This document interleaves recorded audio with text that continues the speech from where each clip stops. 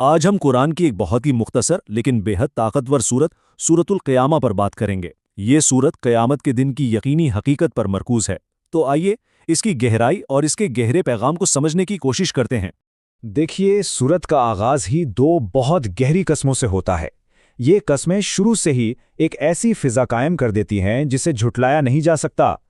ایک قسم ہے قیامت کے دن کی اور دوسری قسم ہے اس نفس کی، اس ضمیر کی جو خود کو ملامت کرتا ہے۔ یہی وہ دو بنیادیں ہیں جن پر پوری سورت کی بات آگے بڑھے گی۔ اچھا، ان طاقتور قسموں کے فوراً بعد سورہ انسان کے ایک بہت ہی بنیادی شک کو سیدھا چیلنج کرتی ہے، اور وہ شک ہے مرنے کے بعد دوبارہ زندہ ہونے کا خیال۔ اور یہ ہے وہ مرکزی سوال جس کی جڑیں یہ سورت کاٹنا چاہتی ہے، یعنی یہ خیال کہ بھلا یہ کیسے ممکن ہے کہ جب ہڈیاں بکھر جائیں، جسم مٹی میں مل جائے تو اسے دوبارہ زندگی دی جا سکے۔ یہ وہ شک ہے جو ہر دور میں انسانی ذہن میں آتا رہا ہے۔ یہاں جواب صرف ہاں میں نہیں دیا گیا، بلکہ یہ اللہ کی حتمی طاقت کا ایک زبردست مظاہرہ ہے۔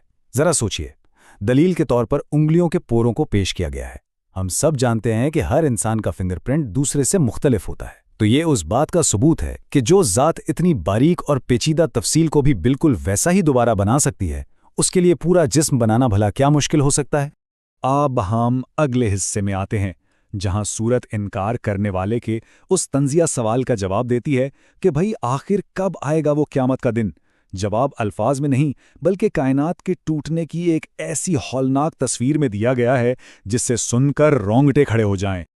اور پھر قیامت کے واقعات کا ایک تیز سلسلہ شروع ہوتا ہے۔ یہ آخری دن کی وہ دہشت ہے جب انسان کے حواس کام کرنا چھوڑ دیں گے اور آنکھیں خوف اور حیرت سے پتھرا جائیں گی۔ یہ سلسلہ آگے بڑھتا ہے، آسمان پر جو چیزیں ہمیشہ سے مستقل نظر آتی ہیں جیسے چاند، وہ اپنی روشنی کھو دے گا، اس کی روشنی ماند پڑ جائے گی، بے نور ہو جائے گا۔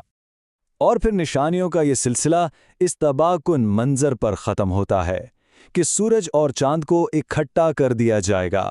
یہ ہماری جانی پہچانی کائنات کے مکمل خاتمے کا اعلان ہے، ایک ایسا منظر جس کا تصور کرنا بھی مشکل ہے۔ اس شدید افراتفری کے بیچ انسان کا رد عمل کیا ہوگا؟ وہ بھاگنے کی جگہ ڈھونڈے گا، ایک مایوس کن تلاش۔ لیکن جواب آئے گا، ہرگز نہیں، آج کوئی پناہ گاہ نہیں۔ یہ وہ سخت اٹل حقیقت ہے جس سے فرار کا کوئی راستہ نہیں ہوگا۔ اب کائنات کی اس بڑی تباہی سے بات آتی ہے ایک ایک فرد کے انجام پر۔ اس دن انسانیت کے لیے صرف دو ہی راستے ہوں گے، دو ہی انجام ہوں گے۔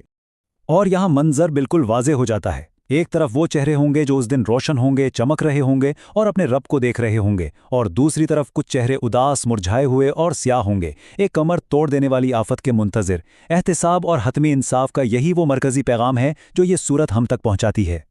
یہاں سے سورت ہمیں ایک ایسے تجربے کی طرف لے جاتی ہے جو ہم سب کا مقدر ہے، موت کا لمحہ۔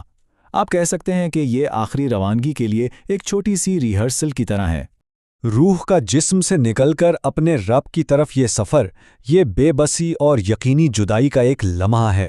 جب روح گلے کی ہنسلی تک پہنچتی ہے تو دنیا کی ہر مدد، ہر علاج ختم ہو جاتا ہے، اور جانے والے کو یقین ہو جاتا ہے کہ یہ جدائی کا وقت ہے۔ اب اپنی بات کو مکمل کرنے کے لیے سورت انسانی زندگی کی بالکل ابتدا کی طرف لوٹتی ہے اور دوبارہ زندہ کیے جانے کے امکان کا ایک بہت ہی منطقی، بہت ہی لاجیکل ثبوت پیش کرتی ہے۔ یہاں ایک بہت بنیادی سوال اٹھایا گیا ہے جو ہر سوچنے والے ذہن کو جھنجھوڑتا ہے۔ کیا انسان یہ سمجھتا ہے کہ اسے یوں ہی بیکار چھوڑ دیا جائے گا؟ یعنی جسے اتنی پیچیدگی اور حکمت سے بنایا گیا، کیا اس کی زندگی کا کوئی مقصد نہیں، کوئی جواب دہی نہیں؟ اس دلیل کو مزید واضح کرنے کے لیے سورت ہمیں زندگی کے سفر پر لے جاتی ہے۔ دیکھیے، تخلیق کے مراحل، ایک معمولی سے قطرے سے، پھر خون کا لوتھڑا، پھر اس کی شکل و صورت بننا، اور آخر میں مرد اور عورت کے جوڑے بننا۔ پیغام بالکل صاف ہے۔ جو ذات اتنی معمولی شروعات سے اتنی پیچیدہ زندگی بنا سکتی ہے، وہ یقیناً اسے دوبارہ بھی بنا سکتی ہے۔ اور یہ پوری بحث، یہ پوری سورت اس حتمی اور لاجواب سوال پر آ کے ختم ہوتی ہے، کیا وہ ذات مردوں کو زندہ کرنے پر قادر نہیں ہے؟ یہ ایک ایسا سوال ہے جس کا گہرا وزن اور اس کی سچائی خود ہی اس سورت کے مرکزی پیغام کو بیان کر دیتی ہے۔